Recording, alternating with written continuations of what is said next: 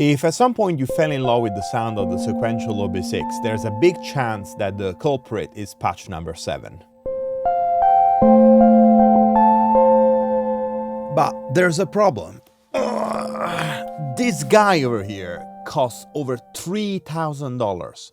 Can we get the same sound on a soft synth? Let's find out. So to attempt this, I'm going to use arterial pigments, but we'll only use the analog emulation part of it. So you can use any synth you want, including the one that comes as stock in your digital audio workstation of choice. So let's go into engine 1 and let's pick analog. We're not going to use engine 2. We're not going to use the utility engine. We're just going to keep it very simple because at its core, the OB6 is a relatively simple synthesizer. Because of a couple of structural differences that are between pigments and the OB6, I'm not going to replicate exactly the broken piano patch as it is on the OB6. Instead, I'm going to use mostly my ear to recreate it. From my reverse engineering of the OB6 patch, I worked out that oscillator 2 should be a triangular wave, so we're gonna set it this way. And actually, I'm gonna tweak the width so that it sounds a bit like this. Let's also put the volume up, and oscillator 1 is gonna be lower down in volume. And oscillator 1 should be a pulse wave. So the next step is to set up the amp envelope to have a piano-like shape. So we're gonna do something like this. We're gonna get rid of the sustain altogether. I'm gonna put the release quite high up. Bit more decay. Want to get rid of the initial click. But this should work. I'm actually going to do something very similar for the filter envelope, even though we're still don't have it assigned to anything at all. And now let's talk about the filter for a minute. The OB6 is obviously famous for using a SAM filter, which is a 12 dB per octave filter that can actually continuously change between low pass to notch to high pass, and there's also a bandpass filter mode. Luckily, Pigments has a very good sounding model SAM filter, so we're just gonna set that up, and I'm gonna close the cutoff basically completely. And I'm going to use envelope 2 to open the cutoff. I'm going to add a touch of resonance. And now a fundamental aspect of how the OB6 patch works is that the cutoff is actually modulated by the velocity, or better, the envelope amount is actually controlled by the velocity. So we're gonna go into envelope 2, and here I'm gonna sidechain the modulation to the filter cutoff with the velocity. So now the harder I press my keys, the more the filter is open. I'm actually going to open it even more. And that works very well. I'm probably going to keep it a bit more open to start with. Okay, I want to probably tweak the width of the waveforms a little bit. I can use actually envelope 2 to bring down the width of the pulse wave in oscillator 1, which actually is another characteristic that you find in the broken piano patch. I'm actually going to sidechain the width to velocity as well. Okay, starting to sound similar. I'm going to slightly detune oscillator 2. Something like that. I'm going to compare it already with the OB6 patch, even though of course it's gonna sound considerably different. Okay, I'm gonna get rid of the effects on the OB6. This is the OB6, this is the pigments. Still quite a work to do, of course. So first of all, the OB6 has some noise in it.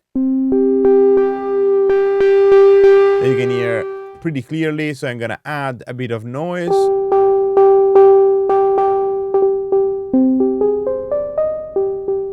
I think I want a bit more resonance actually. I can actually add a tiny bit of sub oscillator. In the OB6, the sub is a pulse wave. I actually don't hear this as a sub, so we're just gonna bring it up. Okay, so again, this is pigments and this is the OB6 patch. And you can hear this vibrato.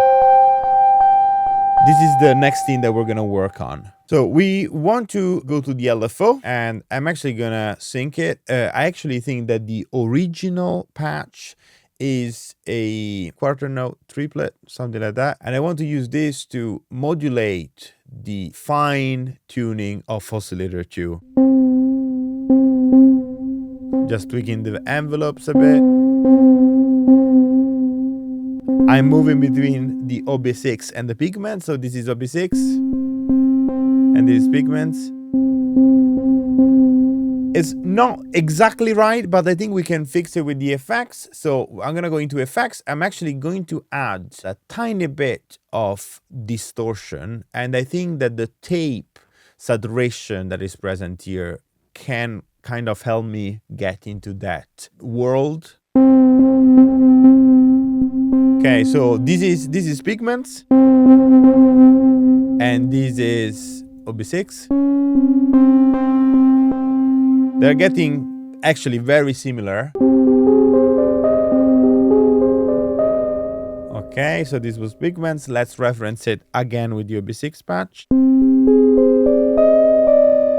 The vibrato in the OB6 is actually less strong than I did it here. It's getting actually pretty close. Okay, so I'm gonna turn the effects back on the OB6. So I have a delay, kind of a, I think it's the bucket brigade emulation that you have in the OB6, and a room reverb. So I'm gonna do something similar on pigments. And let's put them all as inserts. So I'm gonna go delay. I'm gonna just keep it simple, keep it to quarter notes, a bit more feedback. Starting to sound actually very, very similar. And I'm also gonna add a room reverb. Okay, let's compare with the OB6 patch. OB6 and pigments. I think that we are 90–95% there. So obviously I can tweak it even more, but this should be a demonstration that you can kind of make it work even without the hardware. Definitely in a mixed song, this you wouldn't be able to notice the difference. One last thing that I want to touch on very quickly is polyphony. I hear a lot the argument that analog synths are kind of easier to mix for some reason. I think this is completely nonsense. If anything, I think that you need a bit more work in terms of sound to make a raw analog synth to work in an arrangement. But what it is true is that the polyphony limitation of a lot of analog synths in terms of voices that you can play at the same time kind of naturally leave you with less notes hanging around. So it's kind of naturally harder to create mud for an arrangement. So one thing that I always do when I kind of try and keep the arrangement a bit cleaner, if it's not like a solistic moment in an arrangement, is I kind of try and keep the polyphony count low. So let's copy exactly what OB6 does and let's keep the polyphony to 6.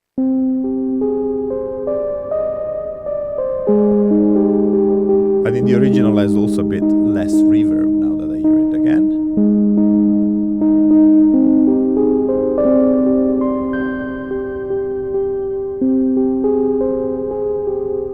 I think we're pretty close. I really hope this was useful. If you want to learn more sound design techniques, make sure you subscribe and maybe consider having a look at this video all about making your very own trailer sound effects. See you next time.